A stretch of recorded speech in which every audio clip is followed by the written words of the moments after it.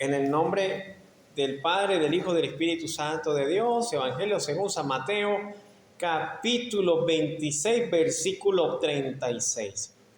Entonces llegó Jesús con ellos a un lugar que se llama Getsemaní. Y dijo a sus discípulos: sentaos aquí, entre tanto que yo voy allá y oro. Y tomando a Pedro y a los dos hijos de Zebedeo, comenzó a entristecerse y angustiarse en gran manera. Entonces Jesús les dijo: mi alma está muy triste hasta la muerte, quedaos aquí y velad conmigo. Yendo un poco más adelante, se postró sobre su rostro, orando y diciendo: Padre mío, si es posible, pasa de mí esta copa, pero no sea como yo quiero, sino como tú. Señor, en esta mañana te damos las gracias por darnos esta oportunidad de poder escuchar, Señor maravilloso, tu palabra, y te pedimos, Dios de los cielos, que vengas a hablar a nuestra vida. Gracias por permitirnos leer, Señor, tu bendita palabra. En el nombre de Jesucristo nuestro Señor. Amén y amén, Señor Jesús. Puede tomar asiento, mi hermano, mi hermana. Y vamos a entrar en lo que es la meditación de este mensaje de la mañana de hoy. Un texto bastante conocido, un texto en el cual todos alguna vez hemos leído, hemos escuchado. Es la oración de nuestro Señor Jesús en Getsemaní. Y para poder ver cómo llegamos hasta aquí, tenemos que recordar que vimos la última ocasión que hablamos con relación al tema en el libro de Mateo, de cómo el Señor viene tratando con situaciones incómodas, ¿sabes? El Señor venía tratando con situaciones que debían pasar antes de ser entregado en manos de sus verdugos. Dos de dichas situaciones fueron las últimas que el Señor había declarado, ¿verdad? Y es que en la cena de la Pascua, Él había declarado que había un traidor entre los dos, que alguien lo iba a entregar en manos de pecadores y lo iban a matar e iba a sufrir mucho. Y todo esto el Señor lo dijo en aquella fiesta de la Pascua, dando a entender que había un traidor entre los dos, una situación incómoda, pero que el Señor tenía que tratar. Y además, que también había dicho que todos los apóstoles, todos los discípulos, se escandalizarían de él en aquella noche en la cual fuese entregado. Todos se escandalizarían de él. Y decíamos que era bastante relevante porque esas personas que habían dejado sus trabajos, habían dejado el cuidado de su familia para ir a seguir al Señor durante 3 años y medio, el Señor les estaba diciendo: a ustedes les va a faltar su fe en mí, van a perder su fe en mí en esta noche, se van a escandalizar de mí, se van a avergonzar de mí. Y esto nos deja ver que nuestro Señor, sabiendo las situaciones incómodas por las que Él tenía que atravesar, aún así Él no dejaba cabo suelto. Él iba amonestando a quienes tenía que amonestar y confrontándoles personalmente a los discípulos. Ustedes me van a negar, ustedes se van a escandalizar de mí. Les confrontaba la situación. Mi Señor no andaba, me gusta porque mi Señor no andaba con rodeos, ¿sabe? Que Él era bastante claro. Él sabía lo que le iba a pasar, y así fuera incómoda la situación, ya por ahí el Señor nos va enseñando cómo debemos nosotros afrontar nuestras incomodidades. Las incomodidades se afrontan haciéndole frente, ¿ok? No se afrontan dejando las cosas así. Yo mejor prefiero quedarme callado, no decir nada, o peor aún, nos vamos por ahí por los rincones hablando con todo el mundo, desahogándonos con todo el mundo y menos con la persona de la cual sabemos, o la situación que sabemos que estamos atravesando o que vamos a atravesar. El Señor sabía que ellos iban a escandalizar. El Señor sabía que uno de ellos le iba a traicionar y el Señor se los dijo. No andaba con rodeo, no andaba hablando a espaldas de ninguno de ellos, sino que se los dijo. Para evitar los rumores, los ronroneos, no, sino que el Señor andaba por la calle del medio, claramente y sin nada que temer. Y hoy veremos a nuestro Señor, quien él estaba siguiendo el plan de Dios para su vida. En el versículo 36 dice: entonces llegó Jesús con ellos a un lugar que se llamaba Getsemaní. Y en el contexto vemos que el Señor, luego que había comido la cena, la Pascua, salió con sus discípulos y se fue al Monte de los Olivos. El Monte de los Olivos era un lugar que el Señor recurría con sus apóstoles para ir a darles enseñanza, para ir a conversar con ellos. Un lugar al cual el Señor se apartaba a orar muy temprano en la mañana, se quedaba hasta muy tarde en la noche en ese lugar. El Señor lo conocía bien ese lugar, pero ahora, estando en el Monte de los Olivos, el Señor se llegó hasta este lugar, que era un huerto que había dentro del Monte de los Olivos, que se llamaba el Getsemaní. ¿Y por qué se llamaba así? Porque allí en ese lugar era donde lo que significa ese nombre, significa prensa de aceite, porque en ese lugar era que se prensaban a las aceitunas, donde se le sacaba el aceite a las aceitunas, allí en Getsemaní. Y desde ese lugar, así como a la aceituna se le presionaba hasta triturarla para extraer el aceite, así mismo precisamente el Señor sufriría, porque dice el libro de Isaías que el molido sería por nuestro pecado y el castigo de nuestra paz fue sobre él, y por su llaga hemos sido nosotros curados. El Señor iba a ser triturado como las aceitunas. Para poder sacar de la aceituna el aceite hay que triturarla, y a ese lugar llegó el Señor. A ese lugar él mismo estaría sufriendo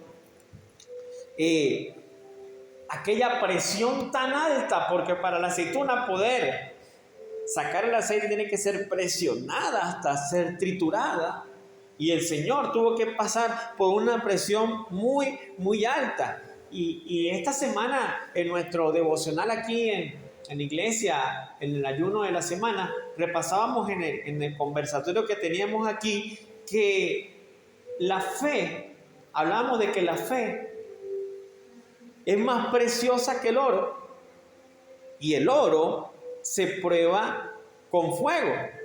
Y así mismo nuestra fe, hermano, será expuesta a presiones altas, a la presión del fuego de la prueba. Quiero que vayamos un momentico a Primera de Pedro, capítulo 1, versículo 7. Y allí dice de la siguiente manera el apóstol Pedro: para que sometida a prueba vuestra fe, mucho más preciosa que el oro, dice el apóstol, el cual, aunque perecedero, se prueba con fuego. ¿Sabe por qué el oro se prueba con fuego?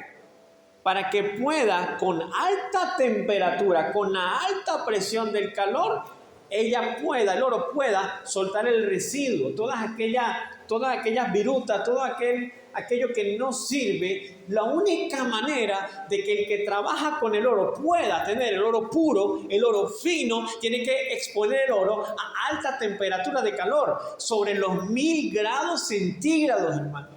Si nosotros cuando estamos sudando y sudando, ¿a cuánto está la temperatura? A 36, a 37, a 40 grados centígrados. Solamente una sola vez estaba en un sitio en el cual estuvimos a 40 grados centígrados. Y de verdad que el calor es serio a 40 grados. Hay gente que ha pasado de eso, de 45, de más temperatura. Pero imagínate, ¿cómo serán 1000 grados centígrados? Si a 300 grados uno puede cocinar una pizza en 10 minutos. Otra otra comida, un pasticho, qué sé yo, en 20, 15 minutos, a 300 grados centígrados. Y 300 grados es una cuestión, cuando uno abre el horno, mete la mano, se quema. El calor quema sin tocar el horno, solamente el calor te quema la piel. Y uno dice, uy, ni loco, yo ahí no me meto. Yo ahí no toco, porque la quemadura es fuerte, a 300 grados. ¿Cuánto será el calor al que se expone el oro? Que es más de 1000 grados centígrados. ¿Y sabe para qué? Para poder el oro ser hallado en alabanza. Poder ser hallado limpio de toda viruta, de todo residuo, de todo aquello que no es oro. Y cuando el Señor prueba nuestra fe es probada para el Señor sacar de nosotros, limpiar nuestra vida de todo aquello que está manchando nuestra fe. De todo aquello que no es genuino, de todo aquello que no es puro, de todo aquello que no es limpia nuestra fe. Dios nos permite pasar por la presión de la prueba para limpiarnos de ese tipo de cosas. Para limpiarnos de todo ese tipo de cosas. Si a un mineral lo tienen que pasar por ese proceso, de esa alta presión, ese alto calor, dice el apóstol Pablo que nuestra fe es más preciosa que el oro. Y dice que el oro, aunque lo prueban a 1000 grados, es perecedero. ¿Y nuestra fe? Queremos que el Señor, yo quiero ser semejante a ti, Señor. Quiero que mi fe sea aprobada por ti. Quiero ser reconocido como Abraham, el padre de la fe, el amigo de Dios. Bueno, nuestra fe tiene que ser probada con fuego, presión alta. Y dice el apóstol Pedro en el mismo versículo, dice, para que sea hallada en alabanza, gloria y honra cuando sea manifestado Jesucristo. Porque sin fe es imposible agradar a Dios. Y nuestra fe tiene que ser hallada en alabanza, en gloria y honra cuando sea manifestado Jesucristo. Dios quiere hacer eso. Ahora, nosotros por nuestra fe, obviamente, por lo tanto ya no podemos nosotros estarnos quejando. Hermano, ¿cuántos de los que están aquí se están quejando por la prueba que están atravesando? Es difícil no quejarse cuando se está en medio de la prueba. Es necesario que pasemos por ese horno de prueba que Dios nos quiere pasar para poder limpiar nuestra fe. Ahora, nuestra fe debe ser probada por ese fuego para ser libre de las impurezas. Pero en cuanto a nuestro Señor, hermanos, ¿qué opinan ustedes? Fíjense, en cuanto a nuestro Señor, su fe estaría siendo sometida a este fuego de prueba, ¿para qué? ¿Para limpiar su fe de qué? Si nuestro Señor tenía una fe limpia, pura, verdadera, ¿verdad? Él reprendió a sus discípulos que si tuvieran fe con tan solo como un grano de mostaza, podrían haber echado fuera aquel demonio, de aquel muchacho que estaba sordo y mudo. O sea que mi Señor tenía la fe suficiente, caminaba sobre el agua. Mi Señor se transfiguraba, ese era mi Señor, tenía fe para resucitar muertos de 4 días. Y le dice al Padre, Padre, yo sé que tú siempre me escuchas. Si la fe del Señor estaba, al más de que estaba limpiando el Señor entonces a su hijo cuando lo pasó por aquella presión tan alta. Y entonces cuando uno analiza el tema, sin duda alguna que lo que el Señor quería hacer con su hijo o demostrarle a su hijo o que su hijo aprendiera, porque dice la Biblia de la siguiente manera, que por lo que padeció el Señor aprendió obediencia. Y el Señor, siendo todo obediente, tenía que ser pasado por aquel crisol, por aquel fuego, por aquella presión tan alta, para entonces someter su voluntad a la voluntad del Señor. Como vamos a ver, un texto que usted ya conoce. El famoso, hágase tu voluntad, Señor, y no la mía. Esa era la parte por la cual el Señor tenía que pasar por aquella presión. Esa presión tan alta, porque en nosotros el Señor está limpiando nuestra fe, pero en el Señor Jesucristo, ¿qué estaba haciendo? Que su voluntad se sometiera a la voluntad del Señor. Y que luego de esta oración, vamos a ver en las próximas semanas, cuando Pedro corta la oreja, dicho sea de paso, estoy espoleando la próxima predicación, Pedro no fue a cortarle la oreja a Malco, no lanzó a cortar la oreja, porque imagínate, Pedro lanzó a cortar la cabeza de aquel hombre. Solamente que Malco se quitó y le alcanzó a arrancar la oreja. Y vemos que el Señor le dice a Pedro: Pedro, si yo quiero, puedo pedir a mi Padre legiones de ángeles y Él la enviaría por mí. 72,000 ángeles vendrían a mí, a mi ayuda, pero mi Señor sometía su voluntad a la voluntad del Padre. Es algo a lo cual nos lleva a la oración, a crecer en madurez y a entender que nuestra voluntad tiene que estar sometida a la voluntad del Señor. Recordemos que el Señor nos prueba, como bien lo decía el pastor Adrian Rogers, el Señor nos prueba para sacar lo mejor de nosotros. Mientras que Satanás nos tienta para sacar lo peor de nosotros, el Señor nos prueba para sacar lo mejor de nosotros. Y es que este ha sido un interés del Señor desde la creación. Y dice: y hizo Dios al hombre a su imagen y semejanza. Y vio Dios que todo era bueno en gran manera cuando vio al hombre que era a su imagen. ¿Te pareces a mí, chico? Y como te pareces a mí, quiero que le reflejes a tu mujer y a los hijos que has de tener que eres mi imagen, que eres mi semejanza. Y Dios quiere que nosotros, al salir del fuerte fuego y presión alta a la que Dios nos expone a través de las pruebas, salgamos semejantes a lo que Él quiere que seamos. Hombres de fe, mujeres con paciencia, hombres que sean temerosos de Dios, apartados del mal, como lo era Job. Temeroso de Dios, apartado del mal, irreprensible en todos sus caminos. Y mi Señor nos prueba para sacar lo mejor de nosotros. Señor Jesucristo sabía que tenía que acercarse al Señor en el momento en el cual tenía la mayor de sus pruebas. Iba a pasar la más grande de sus pruebas. Él sabía que debía acercarse al Señor. Salmo 73, versículo 28. Dice el salmista: pero en cuanto a mí, el acercarme a Dios es bien. He puesto en Jehová el Señor mi esperanza para contar todas sus maravillas. Pero en cuanto a mí, el acercarme a Dios es el bien.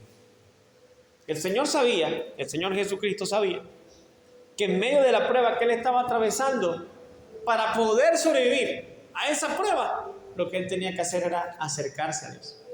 Y muchas veces nosotros cuando estamos pasando por la prueba, en lugar de acercarnos al Señor, nos ponemos a protestar: Señor, ¿por qué, Señor? ¿Por qué permite que yo, que soy tu siervo, Señor, esté pasando por esta situación? No, el salmista sabía, y el Señor también sabía, el Señor Jesucristo sabía que en medio de esa prueba no podía ponerse con la protesta: Señor, ¿y por qué a mí, Señor? ¿Y qué pasó? No, Él se puso sumiso: Señor, aquí estoy y voy a acercarme a ti porque tú tienes la fuente para ayudarme a pasar esta prueba. Tú tienes la fuente de las soluciones para ayudarme a pasar esta situación tan adversa que estoy atravesando. Muchos, cuando pasan la prueba, cuando están en medio de la prueba, en lugar de acercarse al Señor, lo que hacen es que se alejan. Y aunque sigan viniendo a la iglesia, ya no oran con la intensidad con que oraban antes de que le viniese la prueba. Ya no tienen, digamos, el gozo que tenían antes de que viniese esa prueba a su vida. Y Dios dice de la siguiente manera, hermano, lo dice la Escritura: cuando pases por el fuego no te quemarás. Y eso es una promesa de Dios, amén. O sea, yo te voy a decir algo de parte de Dios esta mañana: esa prueba, esa presión, ese calor, ese fuego que estás pasando no te va a matar. Vas a seguir con vida. Así que si vas a seguir con vida, pase su prueba. Sigamos los consejos y ejemplos del Señor Jesucristo, que en el momento de alta presión se acercó al Getsemaní. Porque así como la aceituna tenía que pasar aquella presión fuerte para poder sacar el aceite, el Señor Jesucristo, para cumplir lo que su Padre le mandó, tenía que pasar por aquella fuerte presión que venía para su vida. Y sigamos viendo lo que ocurrió esa noche en Getsemaní. Hermano, mi Señor sabía que para pasar ese momento cumbre de su vida, él debía hacerlo orando, como le dije hace un momento. Versículo 36 de Mateo 26 dice: y dijo a sus discípulos: sentaos aquí, entre tanto que yo voy allí y oro. Cuando él llegó ahí a Getsemaní, iba con 11 de los discípulos.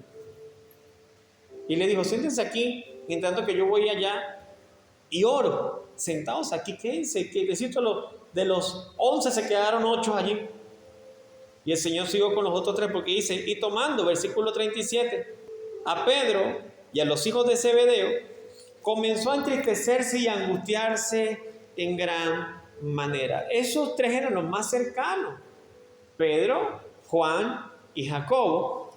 Ellos fueron los que vieron la transfiguración. Y ahora el Señor está en el calor más alto de la prueba. Buscó apoyo de sus amigos, ¿saben?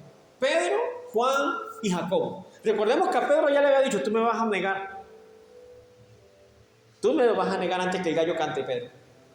Pero aún así, sabiendo el Señor que Pedro lo iba a negar, y el resto de los discípulos también, se los llevan a Getsemaní. Y cuando va más adelante, le dijo a los 8: quédense aquí, pero Pedro, Juan y Jacobo, síganme ustedes. Y cuando ya estaba con ellos, el Señor se pudo soltar. Es como cuando tú estás en confianza, ¿no? Cuando estás en confianza con las personas, de pronto puedes mantener la compostura al frente del grupo. Pero cuando estás con tu familia, sueltas. Mira, de verdad que no me gustó esto. Mira, me duele aquí. De verdad que estaba incómodo con tal situación. Y por eso es que me viste que estaba un poquito raro. Pero con ustedes, que son mi familia, que son los de confianza, sí me puedo soltar. La verdad es que mira, bueno, el Señor Jesucristo, con Pedro, Juan y Jacobo, dice que ellos eran los más cercanos. Dice: y tomando a Pedro, Juan y Jacobo, comenzó a entristecerse y a angustiarse en gran manera. Soltó sus sentimientos, soltó la presión que tenía. Muchachos, llegó la hora. Llegó la hora. Ya, esta es la noche previa. Mañana estoy muerto. De aquí a unas cuantas horas me van a quitar la vida.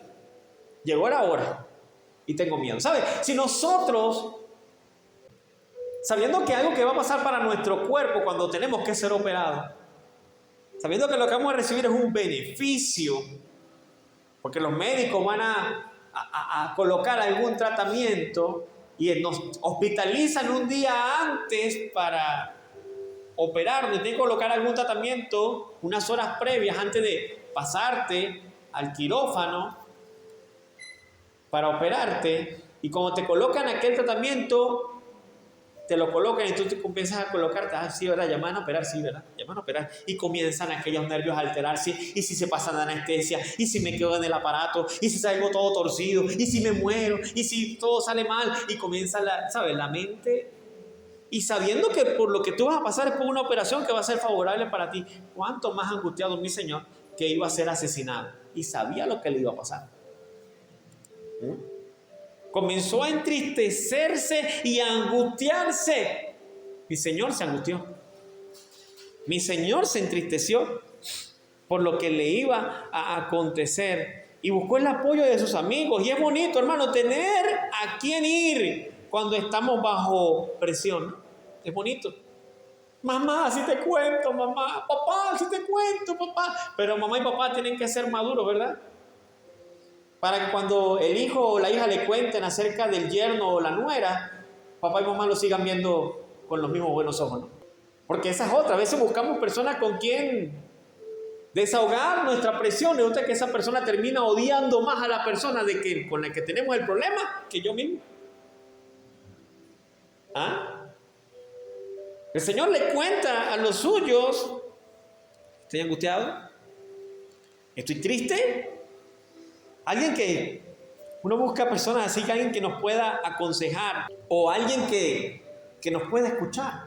A veces hay gente, hermano, que está tan presionado, que ellos, mira, saben lo que tienen que hacer y se acercan a buscarte, no para que tú los aconsejes, porque ellos saben lo que tienen que hacer, para que tú los escuches. Me parece mentira, pero hay gente que tú simplemente te sientas y los escuchas hablar. Y después que termina de hablar, te dicen gracias, pastor. Y yo, pero yo no le he dado ni un consejo, solamente le escuché. Suficiente para que soltase esa presión, ¿verdad? Necesitamos a alguien en quien podemos confiar. Tú no digas, no necesito a nadie. No digas eso, porque aún el Señor Jesús necesitó el apoyo y la compañía de sus 3 amigos, Pedro, Juan y Jacobo. Uno estaba más desajustado que los otros, pero era su grupo. ¿Ah? Eran en los que en él confiaba. Versículo 38, a veces uno dice, pastor, pero usted cree, pastor, ¿cómo me cuesta a mí conseguir a alguien en quien confiar? Y la pregunta es, ¿no será que ha puesto el estándar muy alto para tener a alguien en quien confiar? La pregunta es, ¿tú eres confiable para alguien? Porque si exiges un estándar muy alto, porque tú eres una persona muy confiable.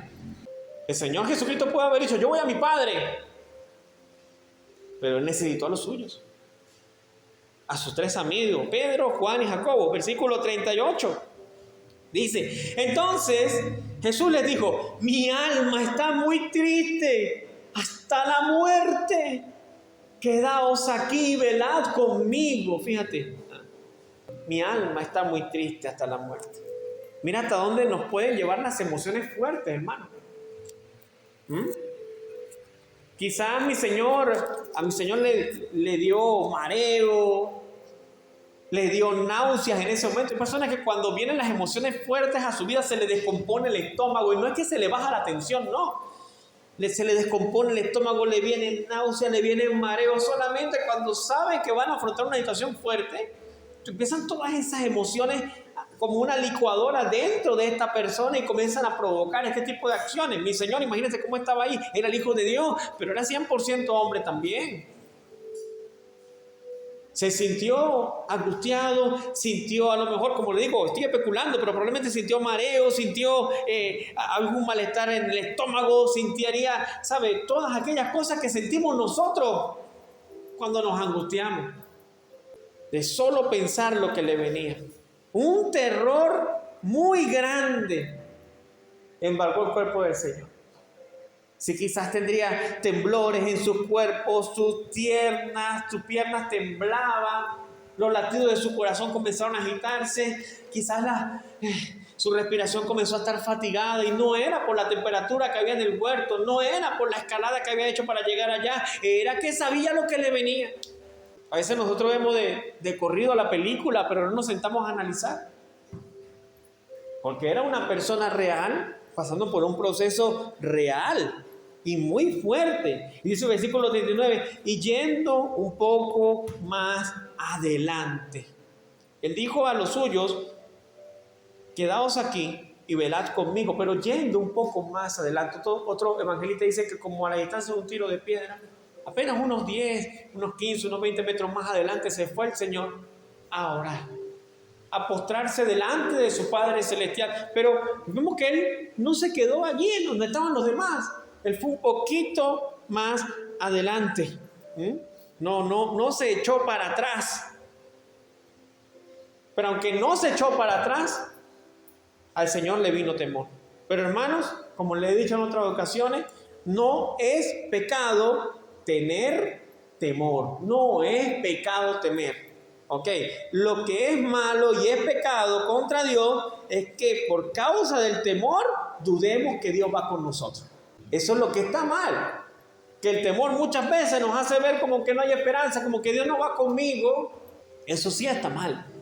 Pero tener temor no es pecado en contra de Dios. Más bien Dios viene y te dice, no temas, no desmayes, porque yo estoy contigo. Es lo que Dios le dice. Yo estoy contigo. Tienes temor, estás que desmayas, pero yo estoy contigo. Eso es lo que Dios dice, lo que Dios le quiere decir o nos quiere decir en esta mañana. Dice, y se postró sobre su rostro, orando y diciendo, Padre mío. Mira la oración, esta primera oración que hace el Señor. Si es posible, pasa de mí esta copa, pero no sea como yo quiero, sino como tú. Él habla de una copa. Señor, pasa de mí esta copa. La copa en el Antiguo Testamento, hermanos, siempre que se menciona la copa, hay varios versículos. pero solo tomé uno. Siempre que se menciona la copa, se refiere a la copa que era puesta para juicio de las naciones que pecaban en contra de Dios. De hecho, el libro de Apocalipsis nos relata que será derramada las copas de la ira de Dios. Y el Señor Jesucristo decía: Padre, si quieres, pasa de mí esta copa. ¿A qué copa se refería? Salmo 75, versículo 8. Dice el salmista de la siguiente manera: porque el cáliz está en la mano de Jehová. Es la copa prácticamente, a lo que se refiere. Y el vino está fermentado, lleno de mistura, y él derrama del mismo hasta el fondo, lo apurará. Y él derrama, del mismo, hasta el fondo lo apurarán, y lo beberán todos los impíos de la tierra. El cáliz ya está en la mano del Señor. La copa de la ira por el pecado, la que tenía que beber el Señor Jesucristo. Y él le dice: Señor, si quieres, pasa de mí esta copa, pero no sea como yo, Señor, sino que sea tu voluntad, no como yo te digo, no como yo quiera, sino que se haga tu voluntad. Versículo 40 y 41 dice, versículo 40-41, vino luego a sus discípulos y los halló durmiendo. Fíjate, el Señor Jesucristo orando con angustia, diciéndole al Padre: Señor, hágase tu voluntad y no la mía. Cuando yo veo este versículo, yo siempre me detengo a preguntar: ¿en qué están pensando aquellos que hoy en día le dan órdenes al Espíritu Santo? Y como ya yo lo declaré con mi boca, ya Dios lo tiene que hacer. Eso es decir abiertamente: yo voy en contra de la voluntad del Señor, cuando el Señor Jesucristo lo dice aquí: Señor, hágase tu voluntad y no la mía. Y de hecho, ella lo había enseñado a sus discípulos cuando les dio la oración del Padre Nuestro. Le dijo: Señor, hágase en la tierra tu voluntad, así como se hace en los cielos. Siempre el Señor reconociendo que la voluntad del Padre es mejor que la de él. El Señor Jesucristo dijo: yo no quiero tomar esa copa, Señor. Esa copa me va a traer dolor, me va a traer la muerte. Estaba triste, angustiado, como le decía, con el corazón acelerado, asustado el Señor, pero sabía que tenía que beber esa copa. La copa que él no quería tomar. Pero si Dios se la estaba dando para que la bebiera, tenía que beberla. Luego vemos a un Señor Jesucristo que, estando crucificado, pide agua. Y cuando le dan a beber, le dan a beber hiel mezclado con mirra. Pero mi Señor no quiso beber. ¿Y sabe por qué no quiso beberlo? Porque aquello era como para mitigar el dolor, para que sintiera cierto anestésico y sufriera menos mientras moría. Pero mi Señor, el que dijo: Señor, si quieres, pasa de mí esta copa, yo no quiero beber esta copa. Ahora el mismo Señor, estando en la cruz, se niega a tomar aquella bebida que le dan para no ser anestesiado. Ahora estoy en la copa, me estoy tomando lo que el Señor me dijo que me tomara, lo que Dios tenía para mí, lo voy a cumplir hasta el final sin perder la conciencia. Porque esta era la voluntad de Dios para mi vida. Él no quería beber esta copa. Pero Él dijo: hágase tu voluntad y no la mía, Señor. No siempre, hermano, en la vida cristiana va a ser lo que tú y yo queramos. Siempre va a ser la voluntad de Dios. Que Dios nos reencuentre con personas que no queríamos ver. Que Dios traiga a nuestra vida situaciones, enfermedades que no queríamos pasar. Decía Job: Señor, lo que yo temía ha venido a ser mi pan.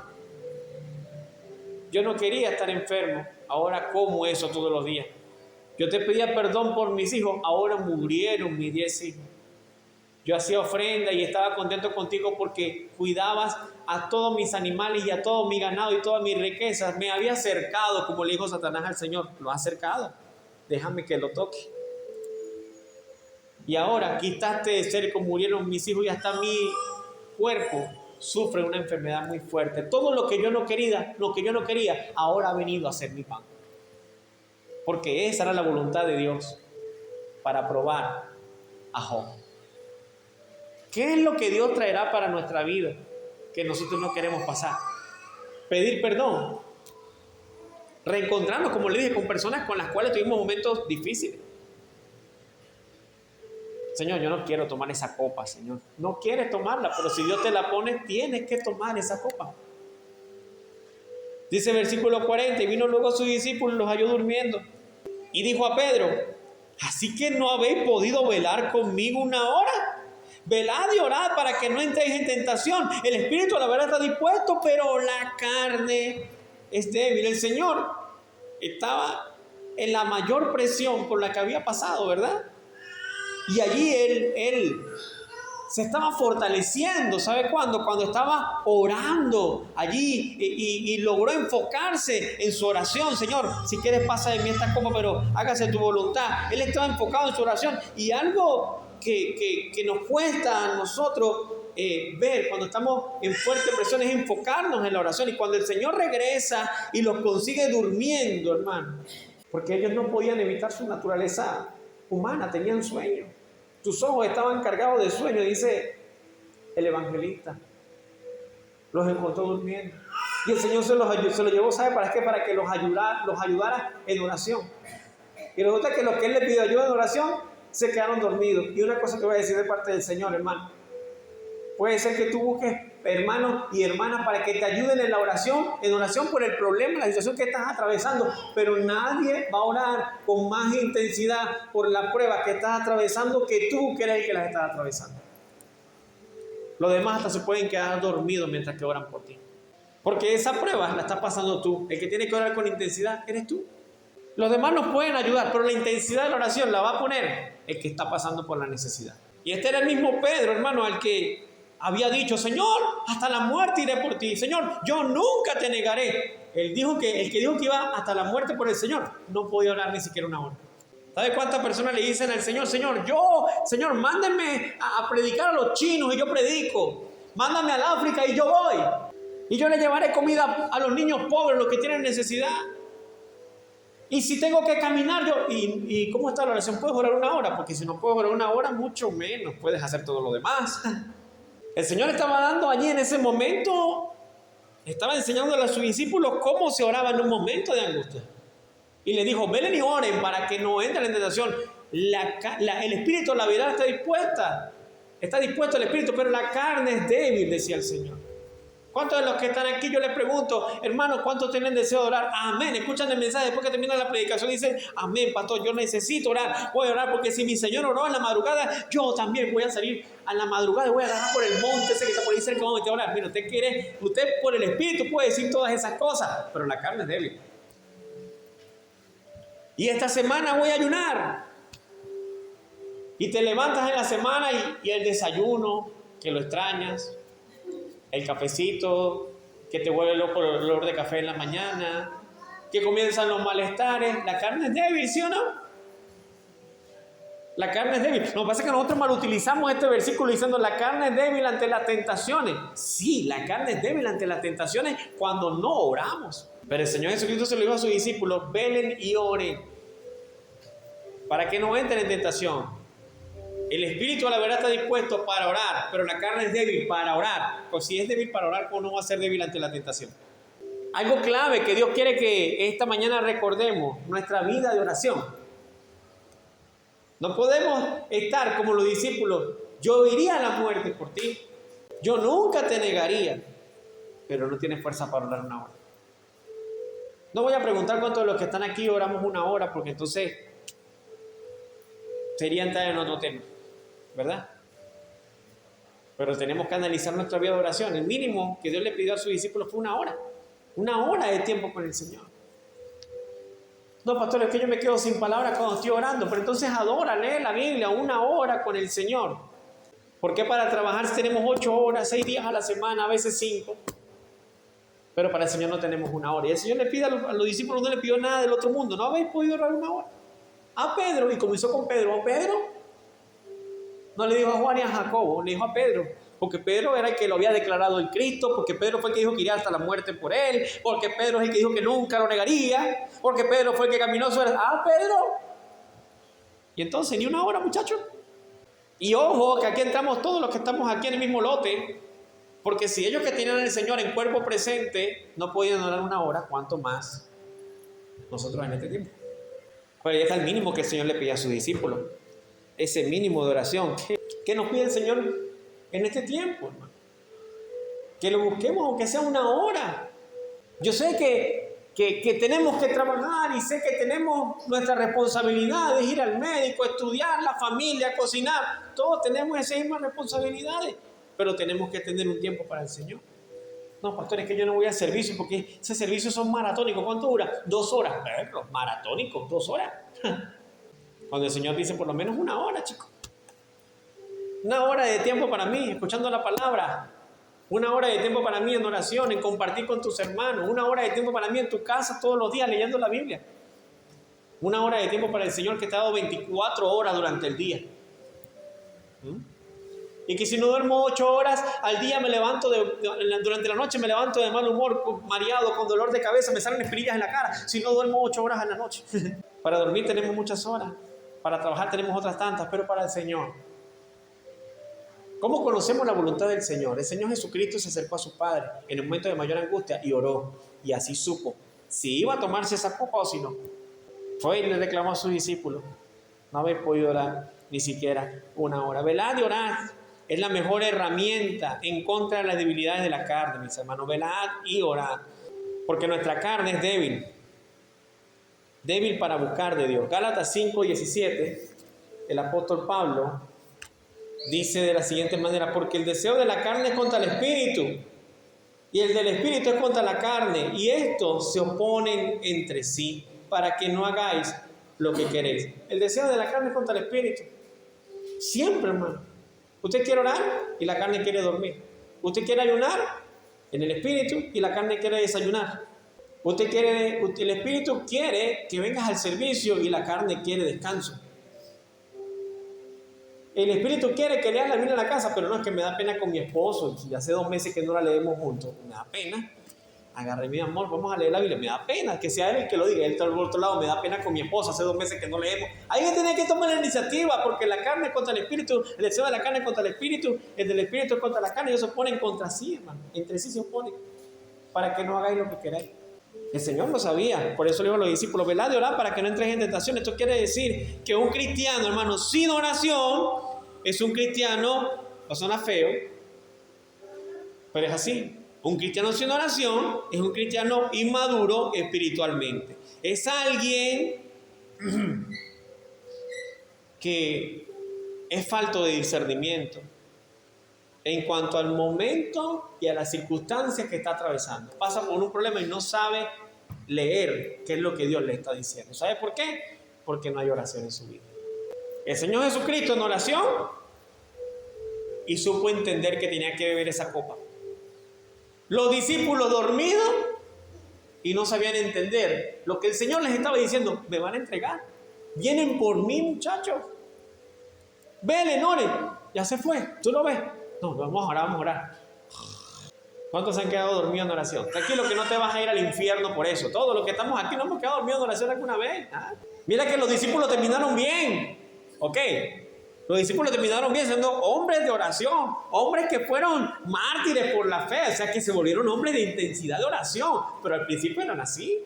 Hermano, no tenemos un sumo sacerdote, como dice el libro de Hebreos, que no pueda compadecerse de nosotros, sino uno que puede compadecerse de nosotros, porque Él sufrió muchas cosas aquí en la carne. Y Él entiende que el espíritu a la verdad está dispuesto, pero la carne es débil. El Señor lo entiende, mis hermanos.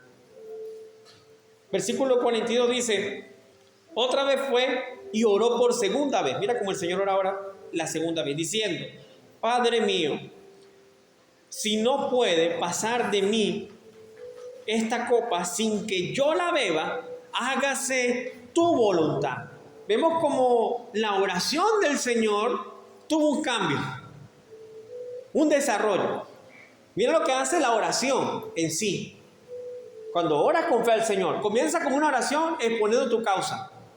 Y después el Señor te va dando discernimiento para saber cómo tienes que orar. Porque fíjate, el Señor Jesucristo en el versículo 19 dice: se postró en su rostro, orando y diciendo: Padre mío, si es posible, pasa de mí esta copa. Así comienza orando, su primera oración. Y en su segunda oración dice de la siguiente manera: otra vez fue y oró por segunda vez diciendo: Padre mío, si no puede pasar esta copa de mí sin que yo la beba, hágase tu voluntad. O sea, primero, si quieres, pasa de mí la copa. Y el segundo, si no la puede pasar, hágase tu voluntad. Fue entendiendo la voluntad del Señor. Míralo, el brillo, la claridad que nos trae la oración.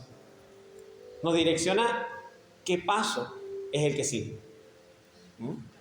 Nos direcciona qué camino tenemos que seguir. Y es que cuando nuestra oración, hermano, va direccionada por Dios, encontramos reposo y esperanza en medio de nuestra angustia. Y recordemos, mi Señor Jesús está en el Getsemaní, ¿ok? Lugar en el cual se presan las aceitunas, vuelvo y repito, hasta sacar el aceite de él. Ahí estaba el Señor. Y en esa prensa ya estaba saliendo, hágase tu voluntad, Señor. En la presión, Señor, si quieres pasarme esta copa, y cuando ya la prensa logró exprimir la aceituna, hágase tu voluntad y no la mía. Lucas 22, versículo 43. Y se le apareció un ángel del cielo para fortalecerle. Hermano, un ángel del cielo. Un ángel del cielo se le apareció al profeta Elías cuando iba camino a Loré. Y el ángel le dio comida y se levantó y comió y andó 40 días.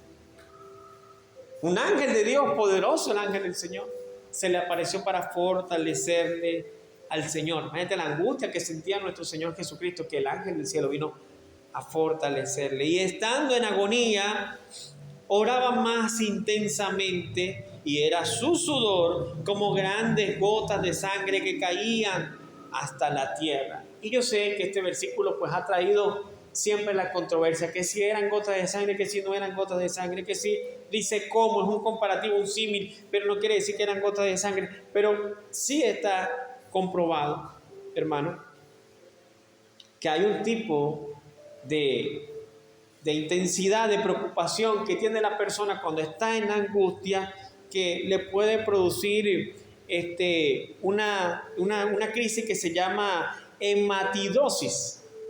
Y la hematidrosis es aquello que ataca los vasos capilares que están alrededor de las glándulas sudoríparas y la persona puede comenzar a sudar como grandes gotas de sangre.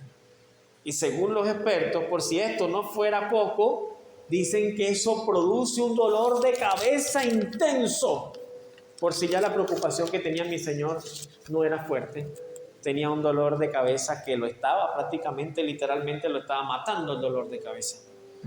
Y aún así, el Señor seguía doblando su rodilla y decía a su Padre: Padre, si es posible, pasa de mí esta copa, pero no se haga como yo, hágase tu voluntad, Señor. No todos los que estamos aquí, como tenemos un dolor de cabeza, podemos orar. Versículo 43 dice: vino otra vez y los halló durmiendo, porque los ojos de ellos estaban cargados de sueño. Como estaban cargados de sueño, los halló durmiendo otra vez. La segunda vez que el Señor los halla durmiendo. Y Lucas, me gusta cómo lo dice, porque dice que a causa de la tristeza, ellos se quedaron dormidos. Mateo dice que tenían los ojos cargados de sueño. Lucas dice que la tristeza, por causa de la tristeza, se quedaron dormidos. Y al Señor la tristeza, hermano, lo llevó a la oración, mientras que a los discípulos lo llevó a dormirse, lo llevó a rendirse, hermano. No te des por vencido. Te está pasando por una prueba bien fuerte, no te des por vencido, ora. Y vemos que el Señor insistió a ellos en el versículo 43, dice: vino, los halló durmiendo porque los ojos de ellos estaban cansados, sus ojos estaban cargados de sueño. Vemos que el Señor no les insistió ahora, a mantenerse despiertos, no. Porque ya a esta altura los dejó que descansaran. Descansen. Hermano, el Señor siempre está a la puerta y llama e insiste, ¿sabe? Pero también llega un momento en el cual que a los discípulos el Señor ya no le insiste más. Ya, ¿están cansados? Duerman. El Señor dejó de insistirle. Ojo, detectemos en qué área, hermano, Dios nos puso un peso por alguien o por algo, por hacer algo, y nos ha insistido durante un tiempo, y uno sabe que tiene que hacerlo, pero después deja al Señor de insistirnos. Y si el Señor deja de insistir no es por algo, porque ve el desinterés que podamos estar teniendo. Pero hay de nosotros que muchas veces ni frío ni caliente cuando el Señor nos insiste por algo, hermano. Porque ya le dije, el Señor puede ser que puede dejarnos de insistir por eso. Versículo 44 dice, dejándolo se fue de nuevo y oró por tercera vez diciendo las mismas palabras. El Señor siguió orando y repitiendo, hágase tu voluntad, hágase tu voluntad. Porque tu voluntad es mejor que mi vida inclusive. Versículo 45 dice, entonces vino a su discípulo y le dijo, dormid y descansad. He aquí ya ha llegado la hora y el Hijo del Hombre es entregado en manos de pecadores. Levantaos, vamos, ven, se acerca el que me entrega. Volvemos al principio, mis hermanos, a lo que le enseñé cuando comenzamos este mensaje. El Señor no deja cabo suelto. El Señor afronta las situaciones. Y esto nos enseña, hermano, a nosotros y a sus discípulos que eso es lo que teníamos que hacer. A no dejar cabo suelto. Bueno, se acerca que me entrega, vamos a salir de esta situación. Vamos a salir de esto una vez. No vamos a estar corriendo. Versículo 46 dice, levantaos, vamos y ven, se acerca el que me entrega. Y como conclusión quiero decirle lo siguiente, hermano. Ante la situación que venga, sea muy fuerte o muy pesada, tenemos que estar en oración. Porque aunque los discípulos estaban con el Señor, no estaban orando. Y eso no evitó que no viniera la situación. La situación vino para su vida. El Señor iba a ser entregado. Ellos se iban a escandalizar. Pero qué distinto hubiera sido si ellos hubieran atendido el llamado del Señor y hubieran estado en oración. Hubieran estado mejor preparados para esa situación. Así que sí, sea que nosotros oremos o no, vamos a pasar por la situación que Dios tiene preparada para nosotros, esa copa que no queremos tomar muchas veces, mejor es pasarla estando en oración. Porque solamente así nosotros podemos pasar esa prueba. Y no tengamos la oración como último recurso, como muchas veces se enseña. Bueno, pastor, ya yo hice el negocio, ya yo pedí el trabajo, ya yo hice lo que tenía que hacer, ahora me queda orar. Dejando la oración como último recurso. No, la oración tiene que ser ese primer recurso, ese recurso que siempre tenemos. Hacemos todo pero en oración y después que lo hayamos hecho seguimos orando. Y no lo dejemos como último recurso, como dicen muchas personas. Bueno, ya los médicos hicieron lo que tenían que hacer, ya los doctores hicieron lo que tenían que hacer, ya el tratamiento hizo lo que tenía que hacer, ahora nos queda orar. No. La oración tiene que ir adelante y no tiene que ser el último recurso para nuestra vida, porque mi Señor Jesucristo siempre tuvo el recurso de la oración y aún así se estremeció, se angustió, se preocupó hasta la muerte, hasta sudó como grandes gotas de sangre y siempre estuvo en oración. Eso nos deja a nosotros el pensamiento de entender que siempre debemos estar en oración y no desmayar. Amén. Que Dios me lo bendiga, mis hermanos, y que el Señor hable mejor en cada vida y en cada corazón.